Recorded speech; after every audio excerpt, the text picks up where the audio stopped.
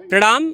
एक बार फिर से हम तैयारियों के जायज़े में अभी जो हमारे साथ शख्सियत हैं वो किसी परिचय के मोहताज नहीं हैं और इस कार्यक्रम की अध्यक्षता भी वही कर रहे हैं। हमारे साथ हैं श्री राजेंद्र अग्रवाल जी। पहले तो आपका बहुत-बहुत स्वागत है। राजेंद्र अग्रवाल जी, आज समीक्षा बैठक या कह लें या उसको कह लें कि पूर्व संध्या पे गोष्ठी की गई कार्यक्रम को लेकर के, क्या निकल कर के कुछ आया उसमें? देखिए, ये नववर्ष महोत्सव समिति पिछले 5 वर्षों से लगातार नए संवत्सर वर्ष पर, जो कि हमारा हिंदू नववर्ष होता है, अपनी संस्कृति के उत्थान के लिए सनातन की ओर अग्रसर है।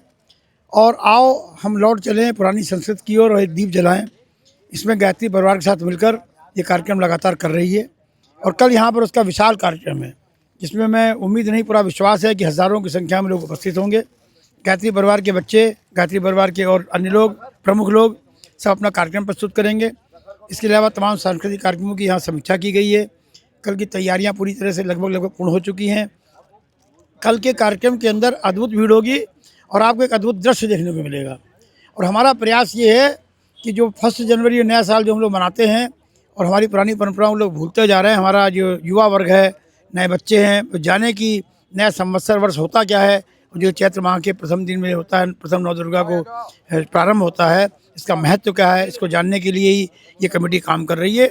मुझे विश्वास है कि धीरे धीरे इसी तरह लखनऊ में और भी सांस्कृतिक संस्थाएं हैं जो इसको अग्रसर हुई हैं देख देख के हम लोगों को, और इसका प्रचार प्रसार अच्छा होगा और लोग जानेंगे कि नया साल क्या है। और आने वाले समय मुझे विश्वास है कि नया साल अब चैत्र के प्रथम नवरात्र को ही मनाया जाएगा, ऐसा मेरा विश्वास है। देखा जाता है कि अध्यक्ष के ऊपर एक भारी भरकम जिम्मेदारी होती है। मैं छोटा भी हूँ और ज्ञान में आपसे कम भी हूँ, लेकिन मैंने एक बात सुनी है कि जो अध्यक्ष होता है वो संगठन का पितृत्व भाव लेकर के चलता है।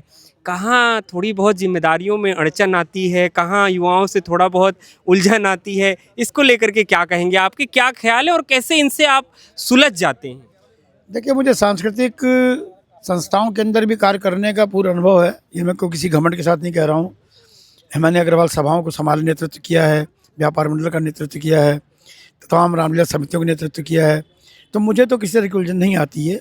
युवाओं को थोड़ा साथ के चलने की ज़रूरत होती है, इनके पीठ पर हाथ रखने की ज़रूरत होती है, प्रेम भाव से काम लेने की आवश्यकता है। और हमारी ये नववर्ष महोत्सव समिति इसी के साथ काम कर रही है। जितने कार्यकर्ता हमारे साथ जुड़े हुए हैं कि हम सबको उचित सम्मान दे सके, सबका उचित नाम ले सके मंच के पर, ये हमारा प्रयास है, जिससे कि आगे से आने वाले कार्यक्रमों में वो नया वर्ग हमारे साथ और उत्साह से जुड़े, ये हमारी कोशिश है। कल के लिए आमंत्रण कर दें कि एक बार पुनः आप आमंत्रण कर दें, क्योंकि अब तो एक दिन का समय बचा है, तो कल के लिए इस भव्य कार्यक्रम के लिए मैं लखनऊ के प्रबुद्ध नागरिकों को, महिलाओं को, बच्चों को, सभी वर्ग के लोगों को आमंत्रित करना चाहता हूँ कल इस महोत्सव में शामिल हों, इस महोत्सव का शोभा बढ़ावें और स्वयं भी आकर देखें कि यहाँ नववर्ष किस तरह मनाया जाता है।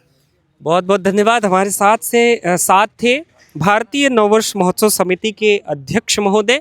आपने कहा कि आत्मीयता ही एक रस्सी है जिसकी बाँह पकड़ करके आदमी ईश्वर तक पहुंच सकता है। प्रेम ही ऐसा माध्यम है जिससे इंसान की खूबसूरती का पता चलता है। और आपने ये भी बात कही कि आज के युवाओं को ज़रूरत है कि उनकी पीठ पर हल्की थपकी दी जाए। तो इन सारी शुभकामनाओं के साथ एक बार पुनः मैं आप सभी का धन्यवाद करते हुए दिया लखनऊ की ओर से सभी का स्वागत और अभिनंदन करता हूँ। बहुत बहुत धन्यवाद।